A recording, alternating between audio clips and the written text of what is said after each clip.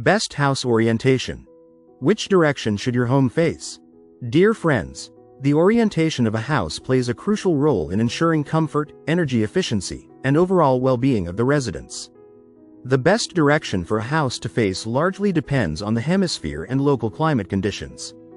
In the Northern Hemisphere, which includes countries such as the United States, India, and most of Europe, a south-facing orientation is generally considered ideal because it allows the house to receive maximum sunlight throughout the day. This is particularly beneficial in colder regions, as it helps keep interiors warmer and well-lit naturally.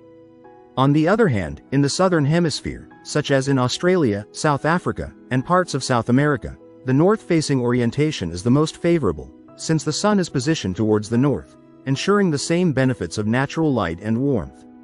However, orientation also needs to be adjusted according to specific climatic conditions. In hot regions, it may be preferable to reduce exposure to the harsh afternoon sun by choosing an east-facing orientation that allows gentle morning light while keeping interiors cooler later in the day. In tropical climates, a northeast-facing home often works best, as it captures the freshness of early sunlight and natural breezes while avoiding the intense heat from the west.